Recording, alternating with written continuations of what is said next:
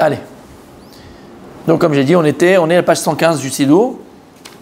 Et donc on est à la fin de la tfila. Comme on a dit la semaine dernière, la tfila, le Shmona Esrei, la Hamida, elle se termine avec la dernière bracha, Amevarer Tamu Israël ba Shalom.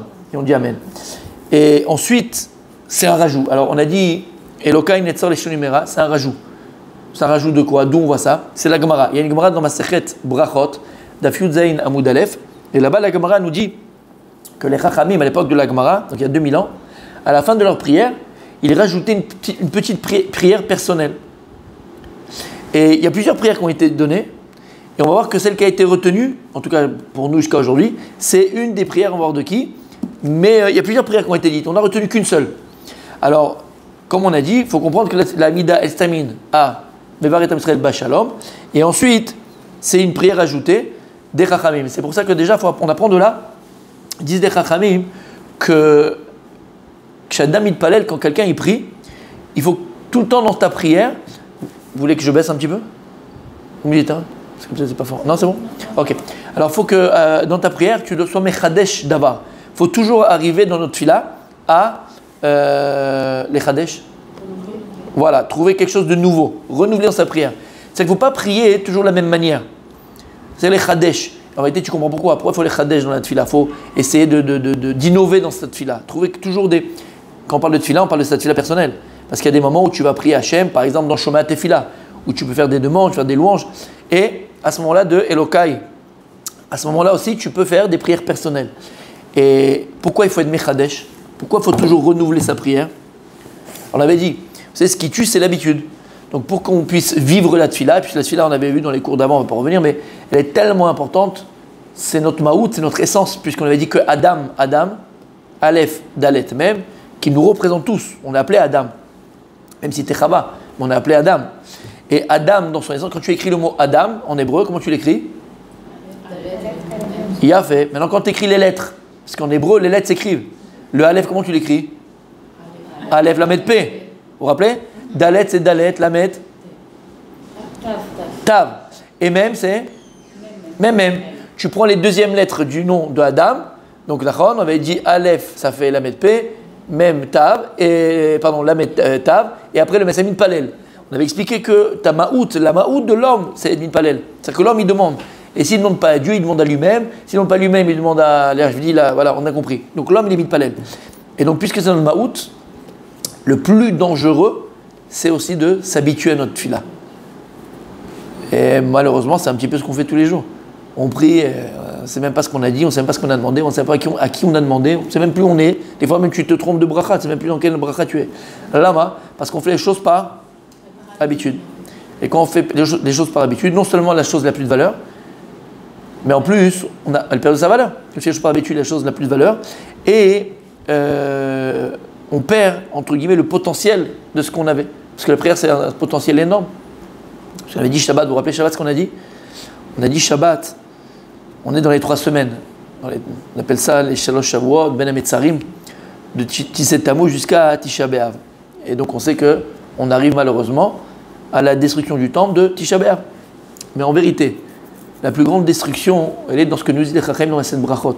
La Gemara, elle nous dit que Shechara Bet Hamikdash, à partir du moment où le Beit Hamikdash a été détruit, Sha'arei Tefila Nin'alu. Les portes de la prière ont été scellées, fermées, bloquées. Et c'est ça le vrai Chorban, c'est ça la vraie destruction, c'est ça le vrai Tsara, c'est vrai la vraie peine. Pourquoi? Parce qu'on est entièrement de Tefila. Qu'est-ce qu'on a par la prière? Qu'est-ce qu'on a après la Tefila?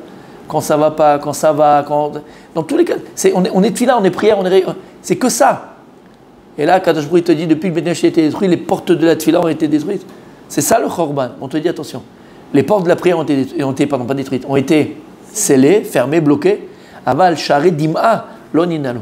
Les portes des pleurs n'ont pas été scellées. Et donc les pleurs, lorsque tu fais une prière et tu pries avec des larmes, les portes des larmes de la tefila, elles sont ouvertes. Alors c'est quoi prier avec les larmes? On peut prier avec des larmes, on doit prier avec des larmes. C'est bizarre. Et là, en vérité, c'est une réparation. Pourquoi? Lorsque les Meraglim sont revenus de leur petite expédition en Eretz Israël, l'excursion en Eretz Israël, ils sont venus, on connaît l'histoire, parachat qu'on a vu il n'y a pas longtemps, Shlach Lecha, et ils ont parlé mal d'être d'Israël. c'est une terre qui tue ses habitants, où on va, il y a des morts, c'est une terre de géants, on était tous comme des sauterelles à leurs yeux, donc ils ont parlé mal de la terre d'Israël. Qu'est-ce qui s'est passé à ce moment-là, écrit dans les versets? Vaïvkou les mishpechotam. Am Israël, les bénis Israël, ils commençaient à pleurer en famille. Il y en a qui font des anniversaires en famille, il y en a qui font des barbecues en famille. Eux, ils ont pleuré en famille. C'est un nouveau truc. Il y a écrit comme ça, Vaïvkou les mishpechotam. Et le Orachem Akadosh, dans Parashat Baalotecha, pareil. Lorsque l'âme Israël n'avait pas de viande, ils ont dit on veut de la viande, on a marre de la manne, on veut de la viande, on ne peut plus de la manne. Et il y a écrit, ils ont pleuré les mishpechotam. Lorsqu'Akadosh Borou il vient et il se plaint qu'Abiachol a Moshe Rabbeinu, Akadosh Borou il n'a pas dit ouais tu vois les l'âme Israël ils ne croient pas en moi, il n'a pas écrit que non, il a écrit sur quoi Akadosh Borou il a été makpid. Ils ont pleuré en famille. Ils ont pleuré en famille. Et le roi Chaim Akadosh vient, il nous dit Hachem l'akpada qu'il a eu. Sur quoi il a tenu rigueur? Sur les pleurs des bénis Israël. Et sur ça il a écrit Akadosh Borou il a dit vous avez pleuré un pleur gratuit. Vous avez fait sortir d'Égypte, les 10 plaies, la mer qui s'est ouverte, la manne, tout donné, tout. J'ai porté sur, comme les Kanfen et Sharim, je vous ai porté sur mes épaules, comme l'épaule d'un aigle. Pourquoi l'aigle met ses bébés sur ses ailes? Pour ne pas que les chasseurs les tuent. Donc il préfère recevoir lui les flèches, mais pas ses enfants. Kadosh Borou, Kanfen et Sharim, il nous a sortis d'Égypte. Et il nous sortira de la galoute, Bezrat Hashem. Aval. Et vous avez pleuré pour rien. Akadosh Borou, il était makpid sur le pleur. Et il dit, Kadosh, c'est quoi le pleur? Pourquoi Hachem était makpid sur le pleur? Il dit, le pleur, il a deux notions. Première notion du pleur, quand quelqu'un il pleure, il arrive à une situation dans sa vie où il pense vivre une difficulté. Je ne parle pas qu'il vit une difficulté, mais des fois il pense.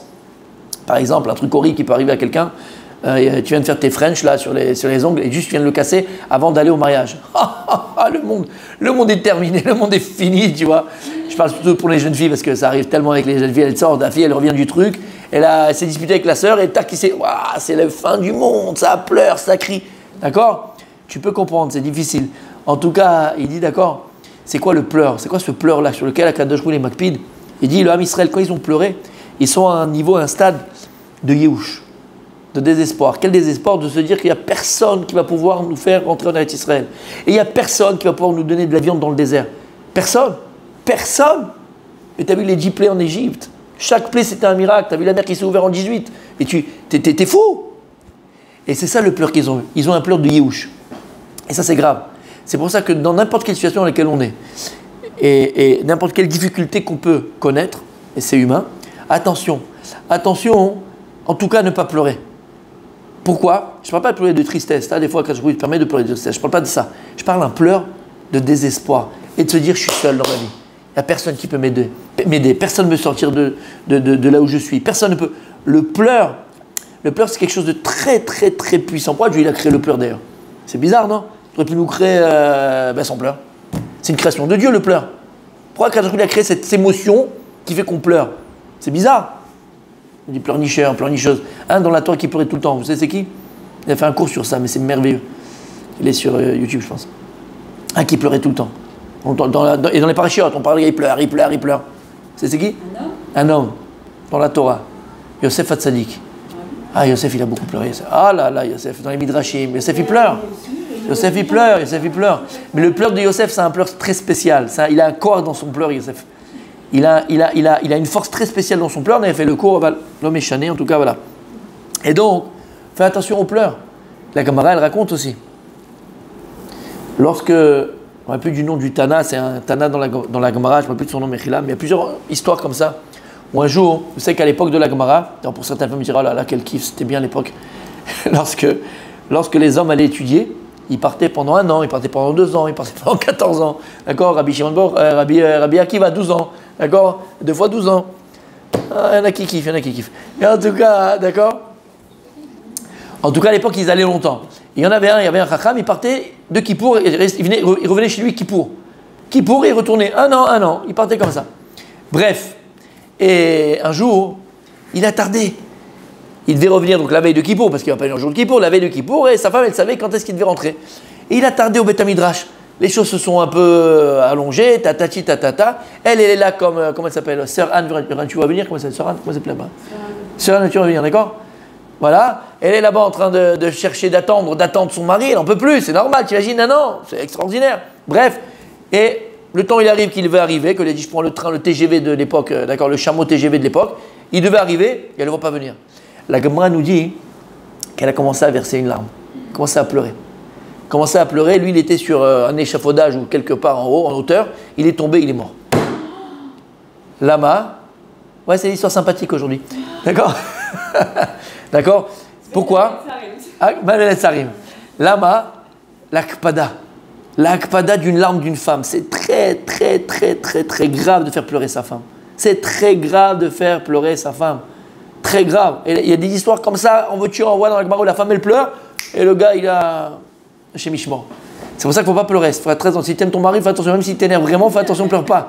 Parce que, Bémet, l'akpada des larmes d'une femme, il est mort sur place, mais il n'a pas fait exprès. On parle d'un quelqu'un qui n'a pas fait exprès. On parle d'une femme qui a donné son mari, qu'ils étaient bien, tout ce que tu veux, mais cette tristesse, c'est une larme. Donc vous voyez, la larme, le pleur et la dima dans la Torah, c'est quelque chose de... On pourrait développer, ce n'est pas le sujet parce que je vais avancer quand même, mais en tout cas, c'est quelque chose de très, très, très, très puissant, la larme. Et donc, il dit, le Rema Kadosh, le pleur qu'ils ont eu les bénis Israël, la dima qu'ils ont sorti, les pleurs qu'ils ont eu, c'était un pleur de Yehush, c'était un pleur de désespoir. Akadosh Baruch Hu, il a dit, ah, vous avez pleuré un pleur Bechinam gratuitement, après tout ce que j'ai fait pour vous. Je vous ai prévu le Nirvana, vous allez rentrer en Eretz Israël, vous allez rentrer en Eretz Israël, vous allez gagner la guerre, vous allez reprendre le territoire, vous allez être chez vous, et vous pleurez pour rien, pour rien. Alors maintenant vous pleurez un pleur pour toutes les générations. Et ça a été quoi? Le pleur de Jérusalem. Comme j'ai dit Shabbat, tout ce que tu vis dans ta vie, tout ce que tu vis dans ta vie, de la plus petite galère à la plus grande chez l'Oneda, c'est à cause du Chorban Habayit. C'est à cause de la destruction du temple. Si on avait le temple à Jérusalem, si on avait la Shekhinah à Yerushalayim, si on avait l'âme Israël en haut, qu'est-ce qu'il y a écrit? Il y avait 10 miracles à Jérusalem. Quand le Beth Midrash était Kayam, une femme ne perdait pas son bébé. Il n'y avait pas de... C'était le Nirvana, il n'y avait pas, on vivait le miracle, on vivait avec Dieu, c'était palpable. Toutes les galères que tu vis dans ta vie, petites, y compris les petites galères, mais tout ce que tu vis, c'est à cause du Chorban Habayit. C'est que ça.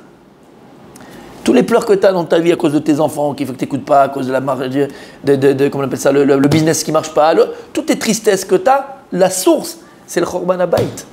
La source, c'est la destruction du temple. Toutes tes tristesses. Alors maintenant, écoutez bien. Sharet Dima, non, les Sharet Tfila, la porte de la Tfila, elle a été scellée depuis que le Beth Midrash a été détruit. Ava, les portes du pleur dans le ciel, là, ça n'a pas été scellé. Bien au contraire. C'est par là que la Tfila, elle passe. Lama. Maintenant, Akadosh Baruch Hu, il nous demande de réparer le pleur des Bnei Israël dans le désert. Et le pleur maintenant dans la Tfila qu'on doit avoir, ce n'est pas un pleur de Yehush, ce n'est pas un pleur de désespoir. Quelle larme tu dois verser dans ta prière? C'est une conscience. Quand maintenant tu as besoin de quelque chose qui est vraiment echachi pour toi, c'est vital. Voilà, c'est vital. Je ne parle pas des choses qui sont superficielles. Mais moi, j'ai quelque chose de vital pour toi. Quelque chose qui est important pour toi. Et qui est important et qui est quelque chose de sincère et de vrai. Quand tu vas prendre conscience que c'est ni ton banquier, ni ta grand-mère de Chine, ni ton grand-père, l'oncle Sam, personne, mais tu vas prendre conscience de ta fille-là, qu'il n'y a que lui. Il n'y a que toi, Kadosh Baruch Hu, qui peut me sortir de cette affaire. Il n'y a que toi, Kadosh Baruch Hu, qui peut m'exaucer. Il n'y a que toi, Kadosh Baruch Hu, qui peut m'apporter. Cette conscience qu'il n'y a qu'à Kadosh Baruch Hu, elle doit t'amener à verser des larmes, non plus de désespoir, mais au contraire, d'espoir, d'espérance. C'est comme si, je dis la ville, mais c'est comme si quelqu'un a annoncé que...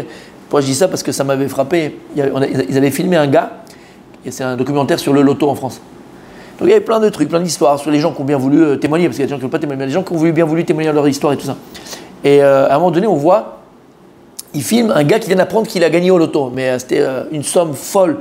À l'époque, c'était 70 millions de francs. C'était les francs à l'époque. Et le gars, quand il lui annonce, il a la respiration coupée, il est comme ça, et il pleure. Il pleure de quoi? Il est dégoûté, quoi. En fait, oh non, zut, j'ai gagné au loto. Mais c'est quoi? C'est d'émotion. Ça le dépasse. Écoutez bien ce qu'on va dire. Notre fila, elle doit être tellement puissante, tellement sincère, tellement forte, tellement intense, qu'elle doit nous dépasser. Qu'elle doit nous rentrer dans des émotions tellement puissantes que tu vas verser des larmes d'émotion. Et ces larmes vont venir réparer les larmes de désespoir du désert. C'est pour ça que tu dois verser des larmes. Et le Sharet Dima, l'oninalu. Tu as compris? Il a fait. Maintenant, on revient à nos moutons. Alors on a dit la Hamida, donc vous voyez que juste après la dernière bracha, on dit Iule ratzanim refi, ve'egion ibilefanecha Hashem tsuri ve'goali. Alors c'est très bien d'après le Harizal de rajouter 2 Teilim, Shir la Ma'alot et Saenai. Ce Teilim il a été dit par Yaakov Avinu Quand est-ce que Yaakov il a dit ce Teilim, Shir la malot et saenai el harim? C'est le Teilim 121, comme c'est écrit dans les versets. Yaakov il l'a dit lorsqu'il a dû malheureusement quitter ses parents parce que Esav veut le tuer et arriver dans un pays étranger, dans une terre étrangère et chez son oncle Laban pour épouser Rachel, mais pendant 22 ans séparé de sa famille, il va les souffrances qu'il va avoir là-bas. Surtout qu'on sait que lorsqu'il va partir, Yaakov et quitter ses parents, Esav va envoyer son fils Eliphaz. Et là-bas, il va dire tu vas tuer ton oncle. Eliphaz c'était un type bien, c'était un garçon bien. Donc quand il a attrapé Yaakov, il a dit mon père il m'a ordonné de te tuer, donc j'ai Kiboud Avim. Et vous connaissez le Kiboud Avim de Esav. Donc imagine les enfants qui ont vécu dans ce Kiboud Avim. Pour eux c'était Chok Velo Yavor. Et papa c'est le kavod de papa, l'honneur de papa c'est l'honneur de papa. Il m'a dit de te tuer, comment je dois faire? Mais d'un côté t'es mon oncle et je vais pas tuer mon oncle. Il était pas méchant Eliphaz. Qu'est-ce qu'il a dit Yaakov avec nous? Il dit écoute, il y a un klal, il y a une généralité. Un pauvre, il est considéré comme mort. Prends tous mes biens, il y avait beaucoup de biens avec lui. Prends tout ce que j'ai. Et comme ça, tu ne mentiras pas à ton père. C'est comme si tu m'avais tué. C'est ce qu'il a fait. Et Yaakov, il se retrouve sans rien. Il veut se marier, il sait qu'il va aller prendre Rachel. Il va faire le shidduch avec quoi? Avec quel argent? Il n'a pas pour le mariage, il n'a pas pour le costume, il n'a pas pour une chaussette, il n'a plus rien. Qu'est-ce qu'il va faire? Shir la malot. Et saenai el harim. Mais aïn yavo ezri. C'est qui les harim? Il dit les chachamim, c'est les avot. Harim, Har, c'est la montagne. C'est qui les montagnes d'Israël? C'est Abraham, Yitzhak et Yaakov après, mais c'est Abraham et Yitzhak. Il a demandé Srutavot, il a appelé ses pères. Mais il y a Ezri, de qui va venir mon aide, de qui va venir l'aide? Et donc après il va dire Ezri mi Hashem, Ose Shamaim Baaretz. Et donc en vérité il va renforcer sa Emouna et son bitachon B'Hashem. Et le résultat il est là tout de suite, on voit le résultat, on connaît le résultat. On parlera de ce Télim une autre fois. Ensuite on dit l'Amnatseach. L'Amnatseach il est tellement important mes amis, tellement important ce Télim. Regardez à côté il est en forme de Menorah. C'est le psaume 67 qu'on connaît, on avait fait un cours sur ça aussi. Avec les hommes, je ne crois pas avec vous. En tout cas, c'est le psaume qui est écrit en forme de menorah. Et qu'est-ce qu'il a de particulier? C'est une ségoula, c'est un psaume qui a une aptitude à toutes les Yeshuot, toutes les délivrances. Dis-le Arizal, lorsque tu lis le psaume 67, l'Amnatsar, avec la forme de la menorah, qu'est-ce que tu fais? Qu'est-ce que tu fais? Comme dirait Johnny. Allumer le feu. D'accord? Eh bien, tu allumes le feu. Le feu de quoi? De la menorah en haut. Vous savez qu'il y a un Beth Amikdash Shel Ma'ala, Beth Amikdash Shel Mata. C'est pour ça que Jérusalem en hébreu, comment on dit Jérusalem en hébreu? Je ne me rappelle plus. Yerushalayim. Et c'est quoi Yerushalayim? C'est quoi Mishkafaim? Mais pourquoi on ne dit pas Mishkafa? Mishkafaim, parce qu'il y a deux côtés. Mishkafaim, des lunettes, c'est au pluriel, parce qu'il y a deux. On dit Michnasaim. C'est une paire. Exactement, pour le pantalon, c'est au pluriel. J'ai un pantalon, non, Michnasaim, parce qu'il y a deux jambes, et ainsi de suite. Bon, la ville, c'est quoi Yerushalayim? Pourquoi c'est du pluriel? Moi, je connais un Jérusalem, il est là, on prend la voiture. Pourquoi Yerushalayim? Non, il dit Yerushalayim Shel Mala, Yerushalayim Shel Mata, il y a un Jérusalem d'en haut, Jérusalem d'en bas. Et ils sont les deux, mamash, superposés. Et le Jérusalem d'en haut, c'est lui qui m'inspire sur le Jérusalem d'en bas. Comme ils disent les Chachamim, avant d'avoir détruit le Jérusalem d'en bas, on a d'abord détruit le Jérusalem d'en haut. Ici, c'est des pierres et c'est du bois. Pourquoi je dis c'est ça? Mettre le feu. Et donc, de la même manière qu'il y a un Beth Amikdash là-haut, et donc il y a un Kohen Gadol, là-haut dans le ciel. C'est qui le Kohen Gadol dans le Beth Amikdash d'en haut? C'est qui? Non. Michael, Sar Israël. C'est l'Osar Michael. C'est l'ange Michael qui est appelé le ange d'Israël. Et donc c'est lui qui est là-bas Kohen Gadol. Et là-bas il y a des korbanot. Et c'est quoi les korbanot qu'il amène? On avait fait un cours sur ça il y a longtemps. C'est quoi les korbanot? C'est quoi les sacrifices que le malach Michael, l'ange Michael, amène dans le sanctuaire d'en haut? Dans le temple d'en haut? C'est nos prières. C'est notre filote. C'est notre filote.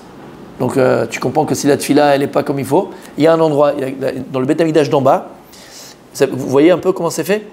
Il y a le misbeach. Il y avait deux misbachot. Il y a un misbeach à l'extérieur et un misbeach à l'intérieur. Le misbeach extérieur, c'est on a mis les animaux en sacrifice. Il est fait de cuivre. Celui qui est à l'intérieur, dans le Beth Kodesh HaKodashim, il est fait en or. Et là-bas, c'était pour les encens. C'est pas du tout les mêmes korbanot. Et dans le Beth Amikdash extérieur, quand tu amenais ton sacrifice, pour amener ton sacrifice, il y avait un petit loul. Loul, c'est comme une petite cage. Il y avait un petit enfoncement en bas. Et qu'est-ce qu'on faisait là-bas? Tous les korbanot qui étaient psoulim, tous les sacrifices qui étaient inaptes, parce qu'il y avait une erreur, parce qu'il y avait une marchava qui fallait pas, on jetait là-bas le korban jusqu'à que ça pourrit, parce qu'on n'a pas le droit de l'utiliser. Et donc il y a un petit loul. Là-haut aussi, il y a un petit loul. Dans le misbeach de là-haut. Exactement, comme ça dit l'Arizal. Là-haut dans le ciel, pareil, le misbeach du ciel, c'est Michael Sar Israël, qui est le Kohen Gadol. L'ange Michael, il amène nos tfilotes. C'est ça les commandes, c'est ça les sacrifices. Mais quand les tfilotes, elles sont firhala complet, parce que tu as pensé à ceci, tu as pensé à cela, il y a la moitié qui est bon, la moitié qui est pas bon, tu as sauté 4 mots, tu as dit le mot qu'il ne fallait pas. Qu'est-ce qui se passe? Elles sont pas bonnes. Alors qu'est-ce qui se passe? Hop, il met dans ce petit loul-là. Mais on peut les récupérer. Quand est-ce qu'on récupère ces tfilotes-là et qu'elles sont réparées? On ne rappelle pas de ce cours?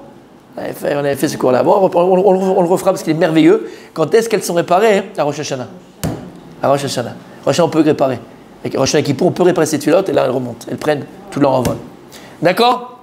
Donc ça, c'est l'amnatseach. Alors, quand tu fais l'amnatseach en forme de menorah, qu'est-ce que tu fais? Tu allumes la menorah shel mala. Tu allumes la menorah d'en haut. Pshuto kemashmao. Comme ça. C'est pour ça que quand tu lis le Teilim, alors il faut le lire sur un parchemin, c'est le mieux, qui est écrit par un sofer, comme il faut, avec sur un parchemin. Et quand tu le lis, il faut le lire droit. Pourquoi il faut le lire droit? Comment tu allumes une menorah? La menorah, elle n'est pas comme ça. Les flammes, il faut qu'elles soient droites. Donc il faut que tu les lis droit. Mamash, il faut le lire droit pour que les flammes montent là où il faut. Donc d'accord, c'est le deux Teilim, très important. Et ensuite, on a le passage tant attendu, et on dit Elokai. C'est quoi Elokai? Mon Dieu. Netzor leshonim mera. C'est le plus important. Netzor leshonim mera. Empêche ma langue de dire du mal. Netzor vient de Hatzor, la Hatzor, arrêtez. Arrête ma langue de dire du mal. Pas ma bouche, c'est la langue, la langue. Quand on dit, les gens, elle a une langue, celle-là, waouh, langue de vipère. Donc on dit quoi? Netzor. Arrête ma langue de dire du mal. Vesiftotai midaber mirma. Et de mes lèvres de parler mirma avec ruse. Velim kalelai nafshi kidom. Akadosh Baruch Hu, vimkelelai. Et tous ceux qui me maudissent, en deux mots, tous ceux qui parlent de moi mal, tous ceux qui me veulent du mal, nafshi kidom, que mon âme, tidom, se taise. Où il y a écrit dom dans la Torah? Oui, vaïdom Aaron. Lorsque Aaron, malheureusement, il a perdu ses deux fils, il n'y a pas écrit, et pourquoi c'est une marque d'émouna comme il n'y a pas? Parce que tu as deux réactions, on va dire, et qui sont les deux naturelles. Tu as une réaction, malheureusement, la personne, elle perd un proche, et puis ça, je ne comprends pas, et c'est la vérité, tu ne comprends pas qu'est-ce qui se passe, pourquoi, comment, et il se révolte. Chez l'Oneda, tu as la personne qui a la émouna, et qu'il a perdu un proche chez l'Oneda, mais il a l'émouna. Et cette personne dit, Kol mina shamayim, c'est Akadosh Baruch Hu. Il a donné en cadeau, il a repris Akadosh Baruch Hu. C'est lui le roi du monde. Et donc, mais il en parle, et ça le renforce dans sa émouna. Et tu as le troisième niveau le plus haut, celui de Aaron à Cohen. Vaïdom, Shum Dava. Non seulement Vada, il ne s'est pas révolté, mais il n'a pas eu besoin de se persuader. Shum Dava. Oh, c'est un niveau. Bon, d'accord, c'est un niveau. Vaïdom. Alors là, qu'est-ce qu'on dit? Velim kalelai nafshi tidom.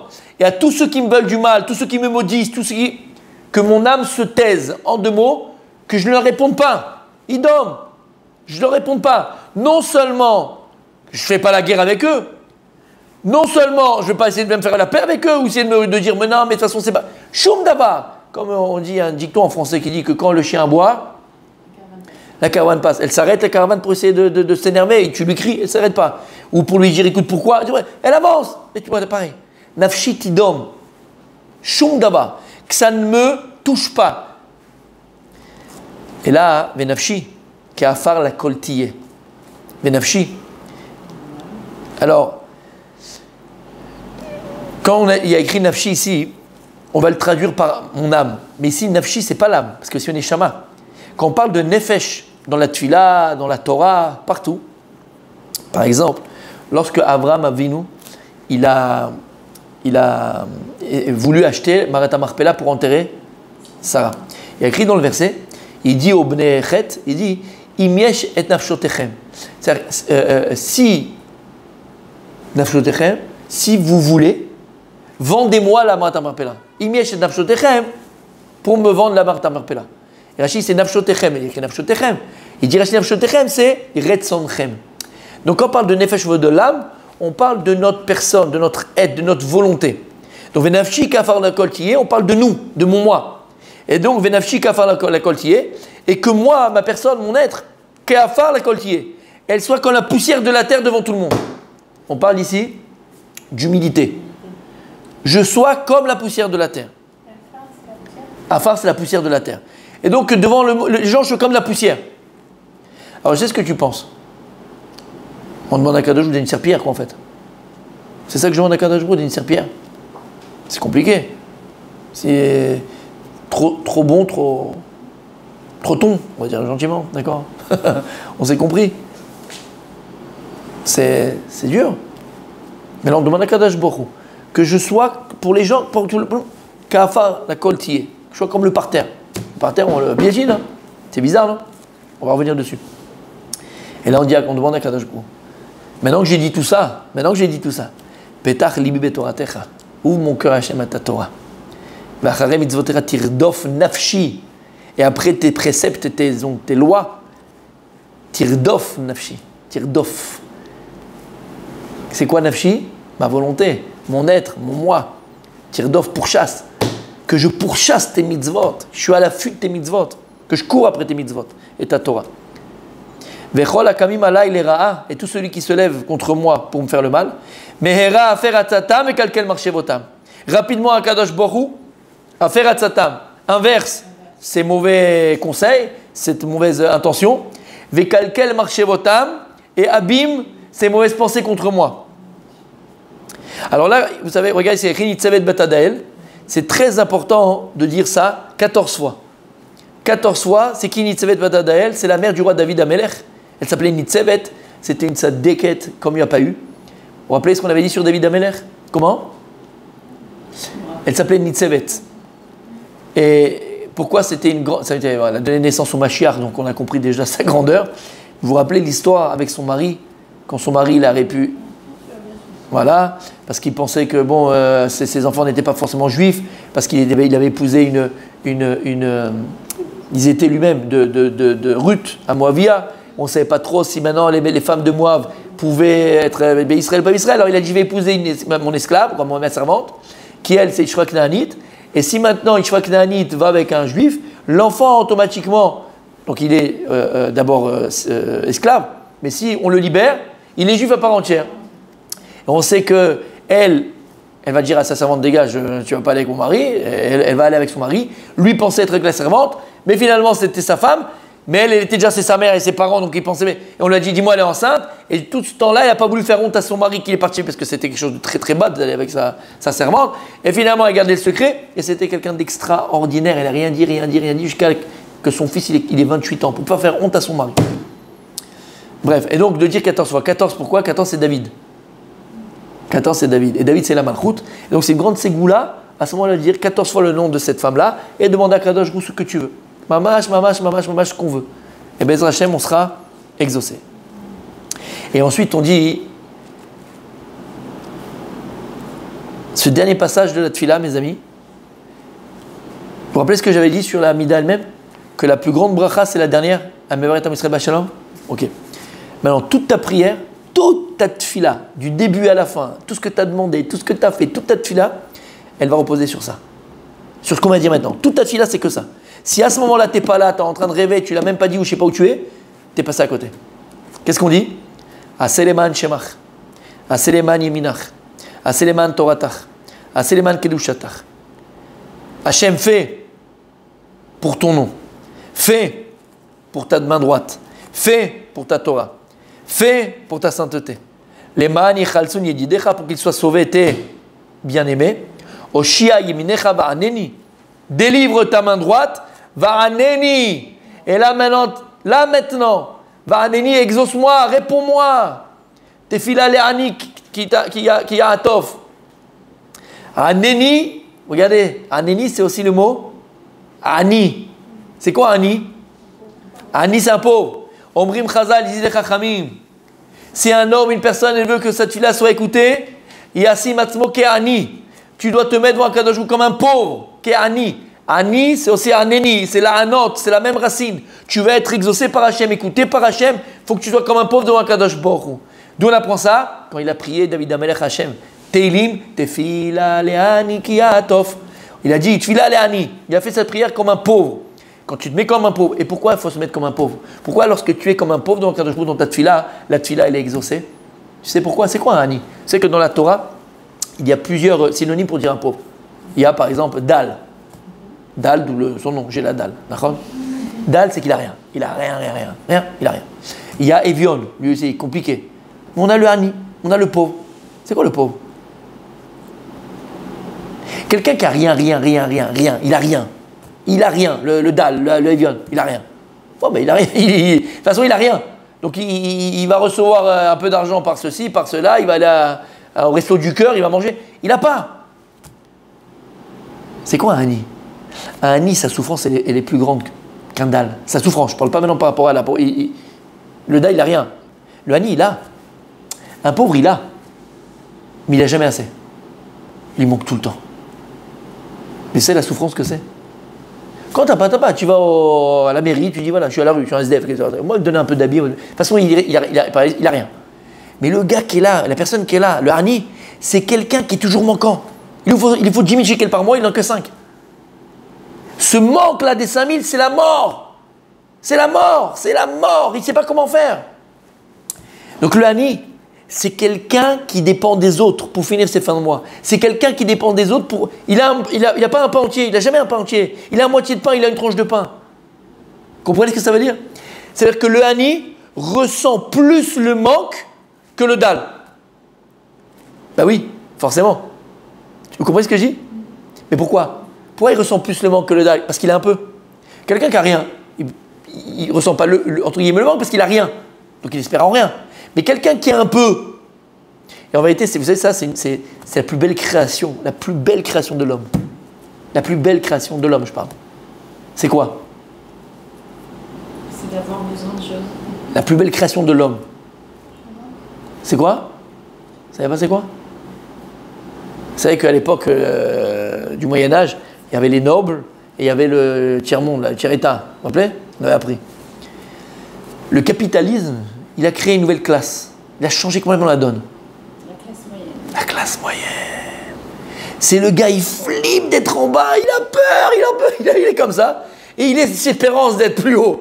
Et il est entre les deux. Et donc il est toute l'année, tout le temps dans la rasra. C'est nous. Voilà, c'est 80% de l'humanité. Parce qu'il y a 10% de pauvres, il y a 10% ou 5% de très très riches, et tu as 80-110% de gens moyens. Et voilà. Et on nous utilise, parce qu'on joue sur ça. D'un côté, il y a la carotte, parce qu'on te montre des choses, et machin, tu as envie, tu veux. D'un côté, tu peux les payer, donc alors tu vas travailler encore plus. Et c'est comme ça, c'est capitaliste, ça s'appelle... on s'est compris. D'accord? Classe moyenne. Les pigeons. Bref, et donc c'est ce qu'on dit ici. C'est pour ça que lorsque tu viens prier à Kadosh Baruch Hu, tu dois être comme un pauvre. C'est quoi comme un pauvre? Exactement avec cette sensation-là. Alors parce que voilà, j'ai mes bras, j'ai mes trucs, grâce à Dieu, je suis là, je marche, je vis tout. Ah voilà, Kadosh Baruch Hu, je suis manquant, il me manque. J'ai ce chisaron là, ni chasser. Chasser de quoi? Chasser un peu d'un parnassa, mais chasser spirituellement. Et quand tu as cette sensation que tu es ani, que tu dépends entièrement de Kadosh Baruch Hu, c'est là où ta tefila elle est exaucée. Parce que qu'est-ce qu'il a dans Kadosh Baruch Hu? Il y a écrit qu'Kadosh Baruch Hu, mitave, viatan shel tzadikim. Comment on dit mitave? Il est en attente. Non, mitave, c'est plus qu'attendre. Il tava. Il désire, voilà. Il a un désir de la prière des tzadikim. Il a le désir de la prière de ses enfants. Si tu savais combien Kadosh Baruch Hu il attend ta prière, mais tu prierais toute la journée. À Kadosh, il y a une tava. Comme nous, on a une tava. Tu vois, une religieuse parle du gâteau, attention, au café, d'accord? T'en peux plus, tu vas avoir envie de la manger. Tu vas la manger, d'accord? T'as une tava. Les Avdil, à Kadosh, il y a une tava de ta tefila. Une tava, il attend ta prière. Et d'ailleurs, c'est pour ça, des fois, comme ça explique le Rav Dessler, que tu vois les tzadikim, eh ben, ils n'ont pas d'enfants, ils n'ont pas de ceci, ils n'ont pas de cela. C'est pas possible, pourquoi eux? Kadosh, mitave, mitfilatan shel tzadikim. C'est une tava qu'il a. Tu comprends ce que ça veut dire? Prie Hachem. Dieu, il attend que ça. Et si tu viens comme un pauvre ou comme une pauvre, Kadosh Baruch Hu ani chasera. J'ai un manque spirituel, j'ai un manque dans mon couple, j'ai un manque de ceci. Il n'y a que toi qui peux le combler. Il n'y a que toi, Kadosh Baruch Hu. Kadosh Baruch Hu, il exauce la tefila du ani, du pauvre. C'est ça qu'on dit, mincha va'aneni. c'est à ce moment-là que tu peux faire toutes tes tfilotes, tu demandes à Kadosh Baruch Hu, tu pleures, Sharedima, pour le mariage de tes enfants avec des familles qu'il faut, avec des bons garçons, avec des bonnes filles, avec des machins, c'est maintenant pour des malades, tout ce que... C'est Varanini, c'est là. C'est là qu'il faut prier à Kadosh Baruch Hu. C'est clair? Ok. Alors, est-ce qu'on commence par la fin ou on commence au début, comme vous voulez? Parce qu'on ne va pas pouvoir finir tout. Bon, est-ce qu'on explique à Seleman Shemach et après on expliquera là-haut ou bien on... Vous n'avez pas expliqué à faire la sortie. Voilà, est-ce que je la question, est-ce que je vais là-haut ou je continue en bas? Comme vous voulez, on fait dans le sens, comme vous voulez. Qu'est-ce qu'on fait? Comment il faut dans l'ordre, on va dans l'ordre. Comme vous voulez. Dans l'ordre. Ah, on met dans l'ordre? Voilà, ça c'est bien. Ah, écoutez bien. On va faire ça aujourd'hui. J'avais déjà le même parce que je pensais qu'on va le faire et on le fait pas. Mais c'est pas grave, il reste encore deux cours parce qu'après on s'arrêtera 3 semaines comme ça. Jusqu'au fait. Bref. Je vous avais dit que ce passage de la tfila, c'est la tfila des femmes. C'est la tfila des femmes. C'est pas moi qui le dis. Comme ça ils disent Chachamim. Les commentateurs. Venafshi ka'afar la kol tiyeh. On dit, aime comme mon âme, comme ma personne, elle soit comme la terre, comme la poussière de la terre. Vous savez que dans la Torah, la femme est comparée à la terre. Dans la Gemara, quand les Chachamim s'expriment, on parle de la femme, on voit que la femme toujours est là, cette notion de Aretz, Sadé, de champ, de terre. Pourquoi est-ce que la femme est comparée à la terre? Bereshit bara, oui, il a fait. Première chose, pas shoot. Bereshit bara Elohim Hashem v'ta'aretz. Le Zohar nous dit. Shamaim, le ciel, c'est le masculin. Haaretz, c'est le féminin. Donc on sait dès le début. Quand Dieu va créer le monde, il crée le monde, on a 2 notions dans ce monde-là. Et c'est Bereshit. Et d'ailleurs après avec la création de l'homme et de la femme. Donc l'homme il est Shamaim. La femme elle est Haaretz. De là tu apprends. L'homme il est Shamaim. Shamaim c'est quoi? C'est le Mashpia.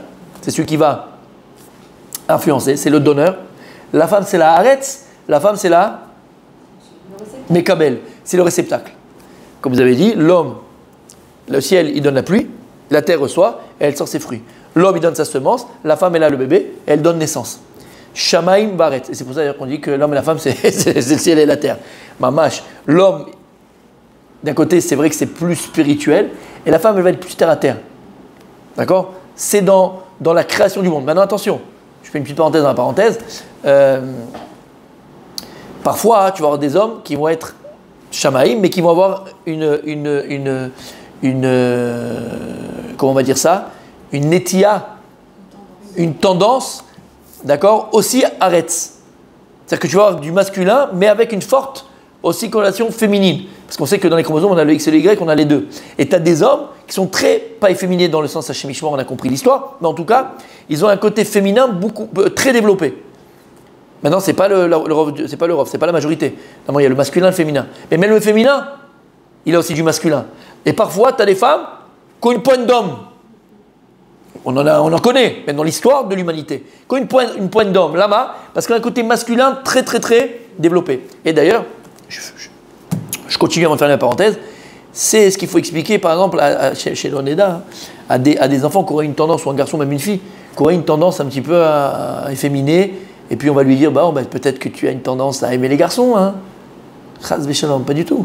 Pas du tout. Vous savez que les plus grands, on va dire, artistes, les plus grands penseurs, les hommes qu'on fait le plus dans le monde, dans toutes les générations, c'était des hommes qui avaient un côté féminin très, très, très, très, très développé. Parce qu'en réalité, tu as entre les mains quelque chose de très fort. Tu as non seulement les aptitudes masculines, et même, pas que physique, mais métaphysique de ce qui représente le masculin. Tu as un donneur, tu as un suivi, tu peux être machin, mais tu as aussi le côté féminin, qui est l'intuition, qui est l'artiste, qui est donner la vie. C'est extraordinaire. Et comme une femme qui est féminine, mais qui a aussi un côté masculin très, très développé, ben tu vois, c'est une PDG, elle devient des machins, c'est des femmes de pointe, c'est des femmes qui font des choses dans la politique. Lama, utilise ça. C'est pas juste que maintenant tu aimes les femmes au chémichement, que tu vas dans cette tendance-là. Utilise cette tendance pour être quelque chose de encore mieux. Et c'est une force. Je ferme la parenthèse. Donc l'homme, il est Shamaim. La femme, elle est Haaretz. Comme vous avez dit, magnifique. Mashpia, Mushpa. Donneur, receveur. Influence, c'est quelqu'un qui va donner, c'est quelqu'un qui va. Donc l'homme il est influenceur et l'autre qui va être influencé. Il a fait. Donc déjà, on a cette définition de ce que c'est le masculin, ce que c'est le féminin. Mais, c'est pas que. On voit, par exemple, on va donner un autre exemple. La Gemara nous dit, dans Masrei Ktuvot, qui parle de mariage, Ktuva, machin, c'est merveilleux, c'est magnifique. Et un des passages, là-bas, la Gemara nous dit que si un homme va se marier avec une jeune fille, quoi, deux vont se marier, et le jour du mariage, entre guillemets, la femme elle est nida. Il attendait ça depuis des années, machin, tout ça, il est nida. C'est dur, ça fait partie de la simcha. Bon, c'est qu'on ne fait pas de dessin. En tout cas, la Gemara, alors lui il se plaint. Il dit non, moi j'ai fait une femme pour un truc, machin, regarde, ça commence mal, c'est un mauvais mazal, c'est un mauvais présage, c'est un mauvais truc que tu veux, ça commence moins rouge, tordu. D'accord? Qu'est-ce qu'on lui dit? Chachamim disent, shkut, tu te tais. Chachamim disent, nistapra sadecha. Alors c'est joli, c'est poétique, mais dans la Gemara, il n'y a pas de poésie. Et il dit, ton champ a été inondé. C'est joli. C'est joli. Pourquoi les Chachamim utilisent cette métaphore, ton champ a été inondé? Parce que les gens du Gemara, les Chachamim disent comme ça, c'est halakha. Un type, il est là comme ça, et il voit un champ. Tous les ans, il fait 18 tonnes, 4000 tonnes, 2000 tonnes de récolte. Et un jour, il est à la vente.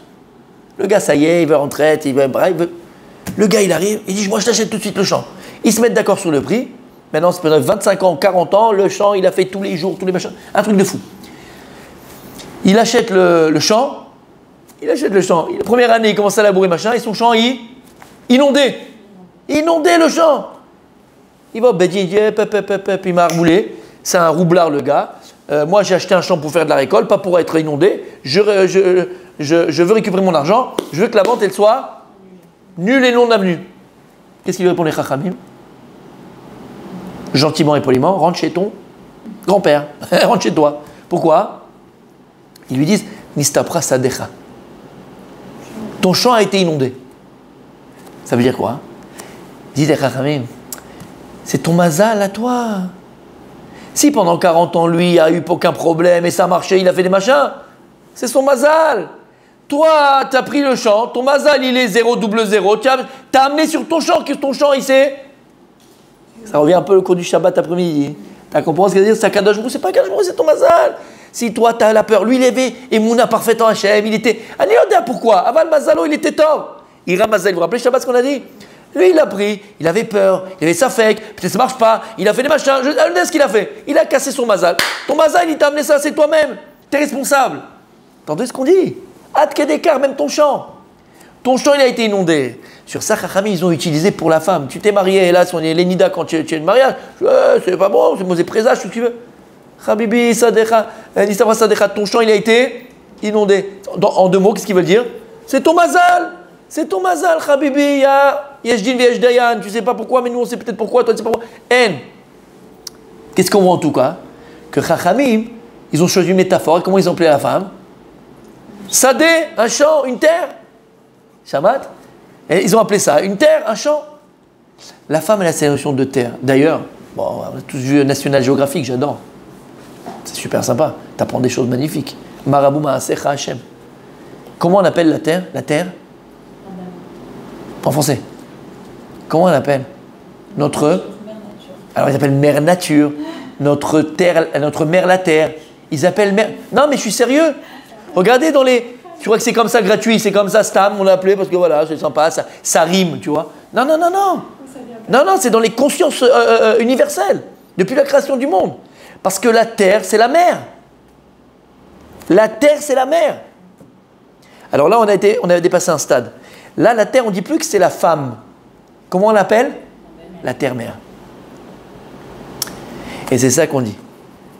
Cette prière, Benafshi Kafar, la kol tiyeh. Dit les Chachamim, ici on parle de la femme. C'est toi. Il n'y a pas plus grande tfila que la tfila d'une mère. Batayodé Alama, il te dit, c'est pourquoi? La terre, elle est appelée la terre-mère, d'accord? Et vous voulez que je vous dise entre nous? Bon, alors, les colos, les verts, les machins, tout ce que tu veux. La terre, elle est écolo. La pauvre, la terre. La pauvre, la terre. Qu'est-ce qu'on lui fait pas subir? Alors, venez, on va du plus au moins, on va dire, hein, d'accord? Mais du plus. Avec les rejets qu'on met dans les rivières, qu'on met dans les mers, avec les usines. D'accord? Et les trucs là, pour les pesticides, les pest machin, les pestmakers, tout ce que tu veux, tout ce qu'on fait pas sur la... Qu'est-ce qu'on lui fait pas là? Qu'est-ce qu'on lui fait pas à la Terre? Combien elle subit la Terre? Réchauffement climatique avec les déodorants et les machins et la Terre. La Terre, elle subit. La Terre, depuis que Dieu il a créé le monde, la Terre, elle subit. Et qu'est-ce qu'elle subit en vérité? Pourquoi on l'appelle la Terre mère? Pourquoi est-ce que même dans les consciences universelles, la Terre, elle est appelée mère? Pourquoi? La première fois que je l'ai étudié, je vous assure que moi j'ai pensé à ma mère, je pensais à ma grand-mère, et je vous assure que j'avais les yeux rouges. Des fois, ma mère me voit étudier, elle me dit, je comprends pas. Des fois je danse, des fois je dis, mais bon, c'est pas grave.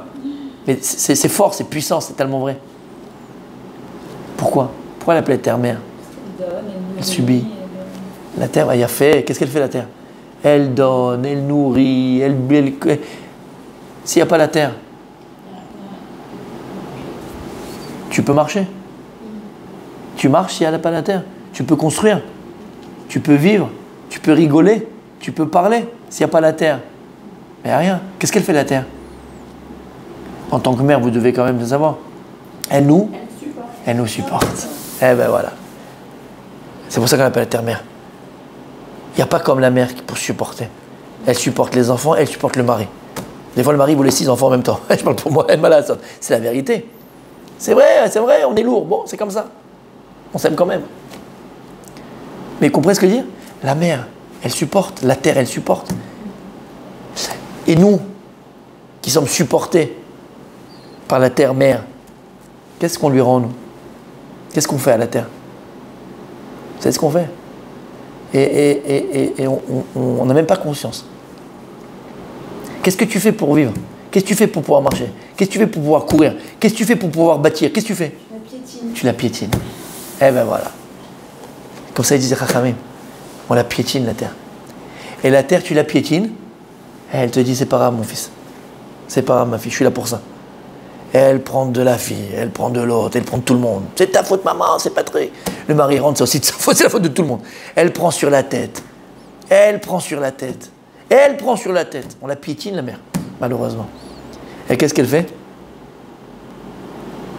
Elle dit, la fille, Tidom, elle ne se plaint pas. Elle est heureuse. Elle est heureuse. On la piétine et elle est heureuse. Pourquoi elle est heureuse? Parce qu'elle voit que ses enfants ils grandissent. Il voit que ses enfants, Olchim, il voit que le mari aussi, il se développe, il se réalise. Elle ne se plaint pas. C'est toute votre grandeur d'une mère, toute votre grandeur à vous. Ben, c'est la grandeur d'une femme. Ça, c'est la femme.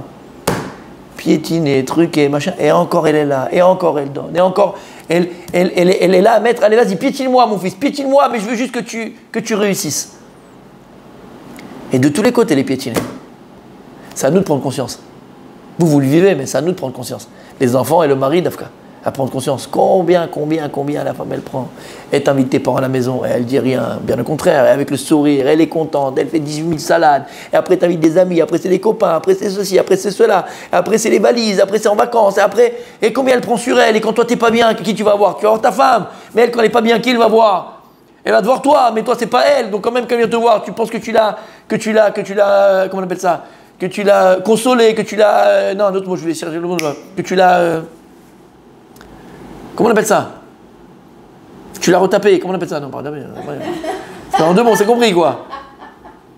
Ah, il y a un autre mot, pas consolé. Non. Réconforté, merci. Ah, on sent le vécu. Que tu l'as réconforté. Ça, Rabbi Yonatan. Ça, Jonathan, Blainara. D'accord? Et que tu l'as réconforté, mais en fait, tu lui as donné 20% de ce qu'il avait besoin, mais c'est ce que tu es capable de donner, parce que tu es un homme, et un homme il est égoïste. Bref, il faut se le répéter, ça. Nous les hommes, quand on arrive à ça, maintenant c'est ça. Pense à ta femme. Pense à ta femme à ce moment-là. Béhémet. Ton échetrail, il est complètement différent le vendredi soir. Combien de fois elle aurait pu parler, mais elle s'est tue. Et elle avait... ça, c'est votre prière. Ça qu'on dit. La coltille, on parle de la femme. La femme est là comme ça et elle se tait. Tu as compris ce que ça veut dire? C'est pour ça que vous, à ce moment-là, votre fille-là, elle est hyper puissante. Parce que Béhémet, vous nous supportez. Parce que Béhémet, vous êtes comme la terre. La terre qui donne tout. Des fois même, qu'est-ce que tu fais? Qui crache sur la terre. Qui crache par terre. Jette les papiers. Tu rentres à la maison, jette la culotte, jette le slip, jette les trucs. Bah, elle va passer, de toute façon, ma femme derrière. Il va passer, ma maman derrière. Mais c'est la vérité. C'est qui le parterre? C'est ta mère. D'ailleurs, c'est l'expression. Tu me prends pour une serpillière. Tu me prends pour un paillasson. Mais c'est la vérité. C'est la vérité. Et on pense pas à tout ça. Elle est là, et le truc, elle fait ça. Et avec le sourire. Et avec le sourire. Et après, pendant 15 jours, elle va être open bar. Je suis là pour toi, chérie, t'inquiète pas. C'est pas compliqué, c'est compliqué. C'est compliqué. Et c'est toute votre grandeur. Béhémet. Je parle encore une fois pour nous prendre conscience, Béhémet, de la grandeur d'une mère. Un enfant, prendre conscience de la grandeur d'une mère. Combien la mère, elle prend sur la tête. C'est ça qu'on est en train de dire ici. Nashi Kafa la coltier. Vous avez compris? Il a fait, mais je pense que vous avez compris. D'accord? Alors on termine pour aujourd'hui, on va juste terminer avec ça. Hein. Et on demande à Kadosh Baruch Hu, Petar Libi, alors on a dit Petar Libi Betoratecha. On demande à Kadosh Baruch Hu, c'est quoi Petar Libi? On demande ouvre mon cœur. Pourquoi ouvre mon cœur? Alors c'est une expression, c'est une poésie, c'est une. On sait que le cœur, c'est quoi le cœur? C'est quoi le lève? On avait dit que dit Rav Dessler, on du Maral de Prague, le cœur, c'est le merkaz agouf. Il dit c'est le centre du corps. Et c'est quoi le lève? Un lève où mes corps et sang chez la madame. C'est la source des volontés de l'homme. Les volontés de l'homme ne sont pas dans la tête, ne sont pas dans le pied, sont dans le cœur. Lorsque tu vas et tu veux quelque chose, c'est le cœur qui dit à la tête, qui dit au corps qui donne l'impulsion, exactement. L'impulsion vient du cœur. Alors c'est ça qu'on dit. Petach libi betoratecha, on dit à Kadosh Baruch Hu, ouvre mon cœur. En vérité, on dit à Kadosh Baruch Hu, fais en sorte que ma volonté, elle soit. Ouvre mon cœur à ta Torah, c'est que ma volonté, elle soit Torah. Que ma volonté, elle soit d'accomplir ta Torah. Accomplir ta Torah, étudier ta Torah et de courir derrière tes mitzvot. C'est ça qu'on demande à Kadosh Baruch Hu. Ça ne soit pas une Torah. On ne demande pas à Hachem, Petach sichli betoratecha. On ne demande pas à Hachem, ouvre ma tête à ta Torah. Parce que ce n'est pas ça l'essentiel, avec le respect que je nous dois. L'essentiel, ce n'est pas que ta tête soit ouverte à la Torah. Parce que tu peux avoir une tête Pentium 18 et comprendre plein de choses et connaître plein de choses. Mais tant que tu ne vis pas ta Torah, tant que tu n'es pas ta Torah, alors elle ne sert à rien ta Torah. La Torah, ça s'appelle la théorie, la Torah, c'est la pratique. C'est ça qu'on a répété 1000 fois. C'est que lorsqu'on étudie, il faut obligatoirement se voir évoluer. Si tu n'évolues pas, et chacun avec ça en évolution, attention, ça c'est personnel. Toi, tu sais maintenant que tu pourras faire les brachot le matin. Toi, tu sais que tu vas faire chacun libéro avant de boire. Chacun dans ce qu'il peut faire. Aval, il faut une évolution, il faut avancer. Il faut être ce que tu apprends. Sinon, ça sert à quoi? C'est la philosophie. Je dis franchement, on va faire du coach. Il y a des coachs. Il y a des coachs. On va faire du coaching. Il n'y a pas de problème. La Torah, ce n'est pas du coaching. La Torah, c'est une Torah de vie. La Torah, elle change complètement ton existence. Et tous ceux qui se lèvent contre moi donc pour faire du mal, alors rapidement à Kadosh Baruch Hu, on a dit à faire inverse leurs mauvais conseils, et enlève leurs mauvaises pensées. Pourquoi? Parce que Béhémet, il a dit Abaye dans ma série de Baba Metzia, il disait, je me suis rendu dans un Beth Akvarot, j'étais dans un Beth Akvarot, dans un cimetière, et les gens qui étaient là-bas, 99,9% des gens qui étaient là-bas, ils sont morts de Harinara. Et il faut demander à Kadosh Baruch Hu, il faut demander à Kadosh Baruch Hu qui nous protège des gens mauvais, des gens comme des. Alors tu dis, il n'a qu'à penser, la pensée est créatrice. La pensée est créatrice. Demande à Hachem que les gens ils pensent même pas à moi. Que les gens ne parlent même pas de moi. Qu'ils ne pensent pas à moi, qu'ils me laissent tranquille. Pourquoi? Il y a un Ezek, il y a une Ra'a. Je parle. Il y a une Ara et il y a une Ra'a. Il y a des gens qui ont un mauvais regard sur les autres. Des gens qui sont jaloux, des gens qui sont envieux, des gens qui sont mal intentionnés. Et Béhémet demande à Kadosh Baruch Hu dans nos prières, Béhémet, que tu me protèges de toutes ces personnes qui me veulent du mal, qui sont jaloux de moi, qui sont jaloux de ce que j'ai, ce que j'ai pas. Il y a des gens qui sont jaloux de ce que tu as, de ce que tu n'as pas. C'est comme ça, c'est une maladie. Ok. Alors, Bezrat Hashem, la semaine prochaine, on va continuer à Seleman Shemach, ce passage-là. Je vous dis que c'est le passage le plus important. Bezrat Hashem.